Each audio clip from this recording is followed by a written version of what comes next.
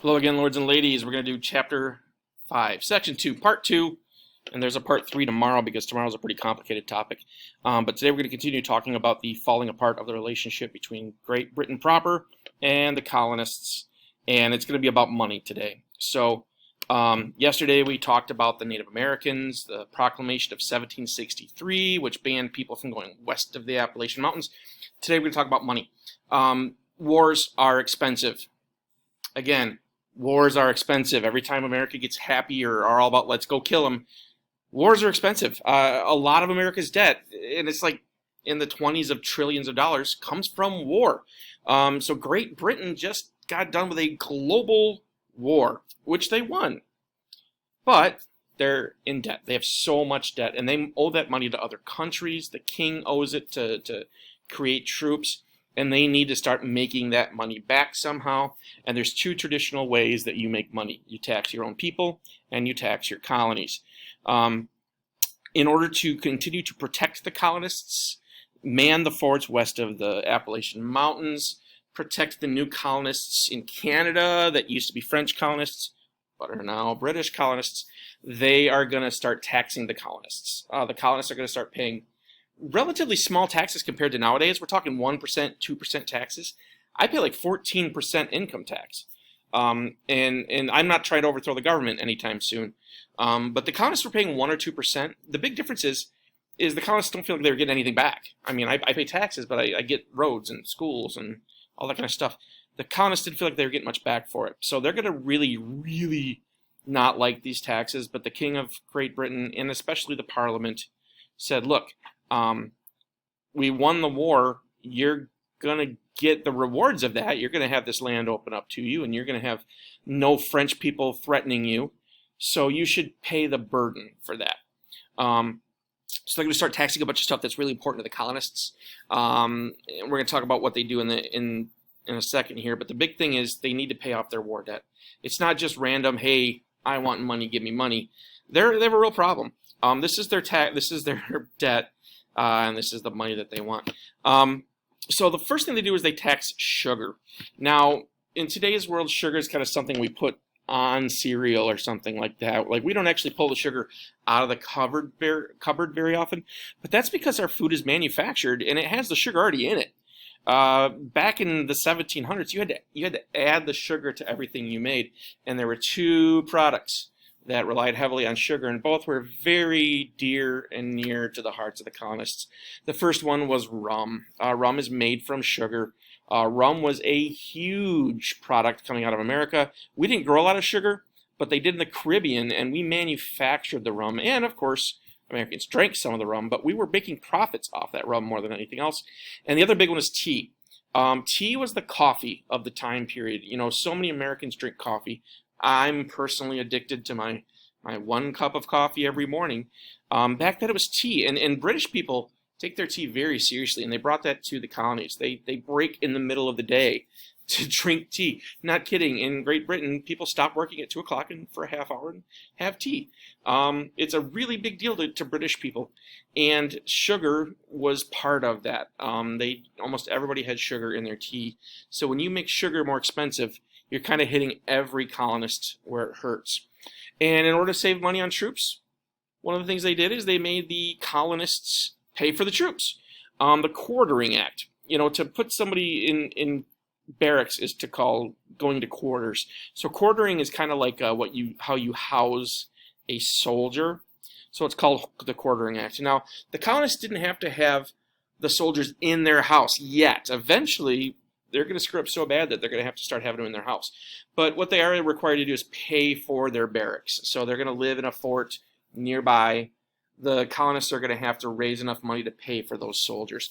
This was a huge outrage for the colonists because the soldiers were oppressive. They were treating the colonists poorly. They were seen as like spies for the British government. They were kind of the closest thing that there was to a police force for the British government in the colonies. So these soldiers were not liked. It was kind of like asking a prisoner to pay the salary of the guard. They don't like the guards. They don't want to. They just assume the guards go away, let alone having to pay their salary. So the Quartering Act was extremely unpopular.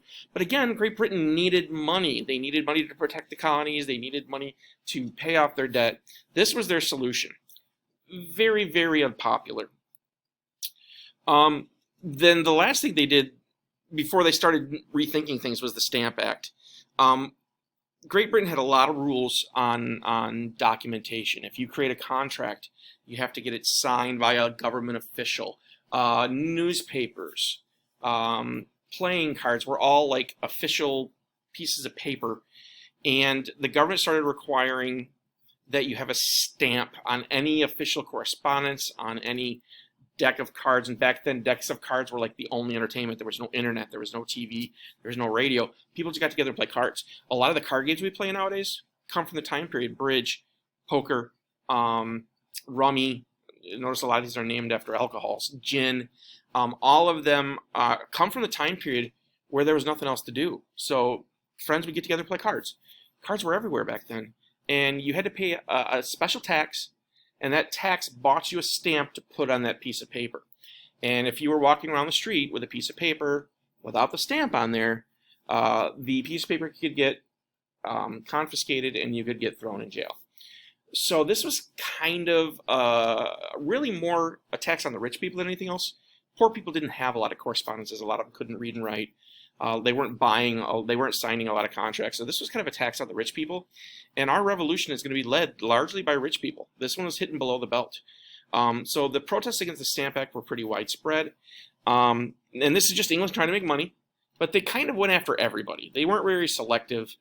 They decided to anger the wrong people. So what we do as a response is there's two states, really, that are kind of leading what will be the revolution. One is Virginia. Virginia is very wealthy. There's a lot of wealthy people in Virginia. It is a slave state, but there's a lot of plantation owners. There's some pretty educated people there. And they are kind of at the forefront of new government. They're experimenting with how to govern themselves. And one of the things they say, and this will become a theme, is that only Virginia can tax Virginia. The government of England, thousands of miles away, does not have the right to set taxes on the colonists. They have the right to demand money, but Virginia gets to choose the tax. So the King of England can say, or Parliament can say, you need to raise $10,000 to pay for the troops.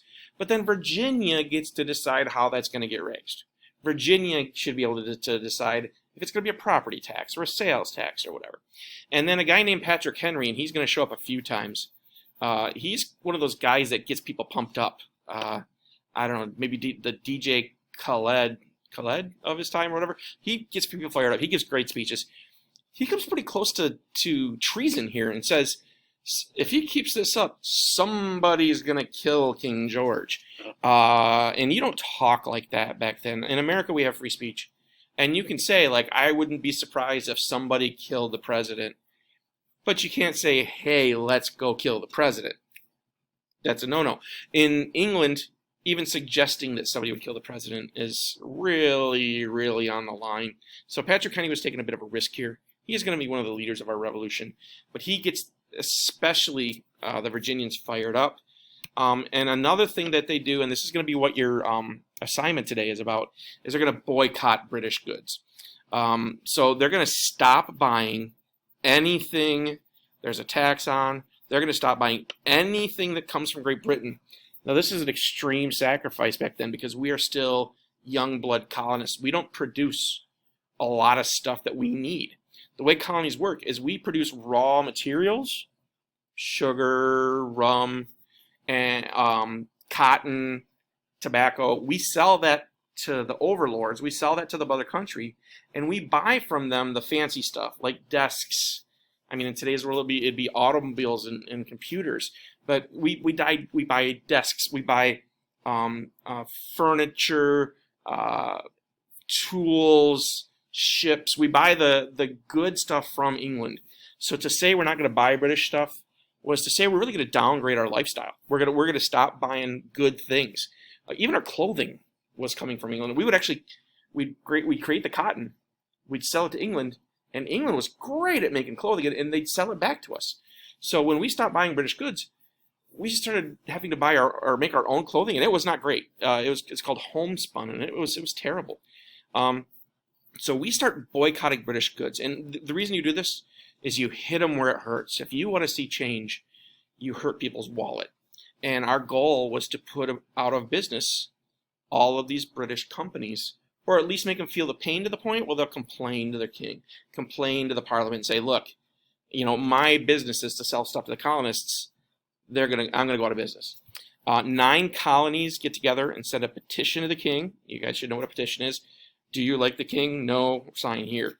And it asks them to end the Sugar and Stamp Acts. And in a really surprise move, Parliament, their version of Congress, does repeal the Sugar and Stamp Acts. This is unheard of. Normally, if you start protesting against the king or the Parliament, they send more troops. They don't send a message saying, you're right, I'm sorry. They send troops. Colonies are supposed to be kept in line. They're supposed to know their place. But we were doing such a good job of hitting their wallet that their own people complained enough that they repealed the act. But as they did it, they passed another law that says, we're going to repeal these acts. We're going to repeal the Sugar Act. We're going to repeal the Stamp Act. But we have the right to tax anything we want. Okay? We're going to do this to be nice. But you need to know, it's not because you have the right to tax yourself. It's because we're being nice. You don't get to, don't consider this a victory. We're just being nice to you. And the Declaratory Act is going to be something they pull up over and over and over again as the colonists get more and more testy, more and more rebellious. They keep referring to the Declaratory Act and say, look, you need to know you don't have a choice here. And then the last thing that's going to lead to, like, before the real shots start getting fired, is writs of assistance. A writ of assistance is like a search warrant with one key difference. In a search warrant, you have to list who you're going to search, and you have to list what you're looking for. Like, you have to have proof that somebody's hiding something. There's drugs in that house. I know it. Let me show you my evidence. And then a judge says, oh, I see your evidence. Clearly, there's drugs in the house. Here's your search warrant. And then you go search their house. And if you break that warrant, let's say you searched the wrong house, or you're looking for drugs and then you start taking guns or whatever, then that stuff gets thrown out as evidence. You can't use it. Okay? The British had writs of assistance. Now, a writ of assistance was like a blank search warrant. They were looking for smugglers. That was the big deal. And it was given to somebody to try and find smugglers. They didn't have to justify their search. They didn't have to say who they were searching for. They just had a card they could pull out and say, I'm going to search you right now. And as a colonist, you're like, I'm not doing anything wrong. Too bad. I have a writ of assistance. A writ of assistance violates just about every right. The British did believe their colonists had rights. The writs of assistance violated those rights. They could go anywhere they want. They could search any ship. They could search any home. They could search any person. They could do anything they wanted. And of course, they were abused. The people who had the writs of assistance would take bribes not to get searched, or would start searching the same person over and over again just because they didn't like them. They'd start planting evidence on them. Like, oh, look what I found here. A bag of, well, now it would be heroin, but back then it'd be like a bag of, I don't know what would be illegal back then. A bag of tea that wasn't paid for. Or I see you have a document here without a stamp on it. Okay? And then they take them to jail. So these were really, really abused.